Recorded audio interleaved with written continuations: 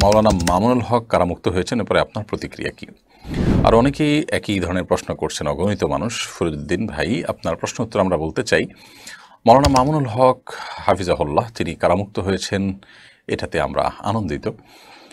একজন আলেম দ্বীন দীর্ঘদিন কারাভোগ করেছেন এবং নানাভাবে তিনি কষ্টের মধ্যে ছিলেন। তার পরিবারের অবর্ণনীয় কষ্ট হয়েছে সন্দেহাতীতভাবে। তাদের সে কষ্ট আজ দীর্ঘদিন পরে হলেও ঘুচেছে আলহামদুলিল্লাহ। এটাতে সন্দেহাতীতভাবে একজন মুসলিম হিসাবে আরেকজন মুসলিমের বিপদ দূরে আমরা আনন্দিত।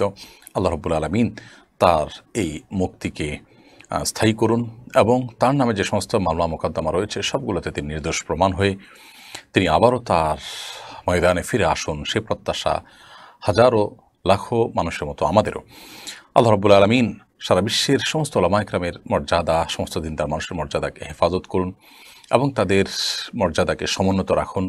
তাদেরকে আল্লাহ তাআলা দ্বীনের জন্য আরও বিচক্ষণতার সাথে, আরও দৃঢ়তার সাথে, আরও কার্যকরভাবে, বলিষ্ঠভাবে ভূমিকা পালন করার তৌফিক দান করুন।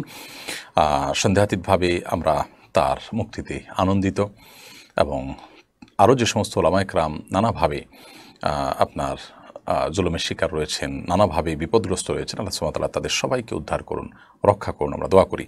আল্লাহ রাব্বুল আলামিন আমাদের সবাইকে হেফাজতে রাখুন।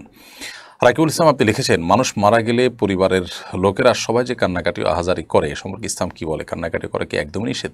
না, মানুষ মারা যাওয়ার পর কান্নাকাটি করা নিষেধ এমন কোনো কথা নেই। বরং নবী করিম সাল্লাল্লাহু আলাইহি ওয়াসাল্লাম তাঁর ছোট পুত্র সন্তান মৃত্যুর পর, জন্মের পর সন্তানের মৃত্যুতে নবী সাল্লাল্লাহু আলাইহি ওয়াসাল্লাম, ছেলের মৃত্যুতে নবী সাল্লাল্লাহু আলাইহি ওয়াসাল্লাম কেঁদেছেন, চোখের পানি পড়েছে। সাহাবীরা কেউ আশ্চর্য হয়েছেন। তখন নবী সাল্লাল্লাহু আলাইহি ওয়াসাল্লাম তাদেরকে জানিয়েছেন যে এটি কষ্টের কারণে, বিরহের বেদনায় এই পানি বের হয়ে থাকে চোখের, এটা স্বাভাবিক, এটা সহজাত বিষয়। অতএব কান্না করা দোষের নয়। তবে কান্না করতে গিয়ে কেউ যদি সীমালঙ্ঘন করেন, জামা কাপড় ছেঁড়াছিঁড়ি করেন, আওয়াজ করেন, চিৎকার চেঁচামেচি করেন, যেটা আল্লাহ সুবহানাহু ওয়া তাআলার ফায়সালার প্রতি এক ধরনের বিদ্রোহর প্রকাশ করে বা এই টাইপের কোনো কিছুকে ইন্ডিকেট করে, তো এরকম চিৎকার চেঁচামেচি করা বা জামা কাপড় ছেঁড়া বা ভাঙচুর করা, ছাড়পিচার করা বা মালাকুল মউতকে গালমন্দ করা বা আল্লাহর ফায়সালার প্রতি অসন্তোষ প্রকাশ করে কোনো কিছু করা, সেটা অবশ্যই নিষিদ্ধ এবং গুনাহের কথা।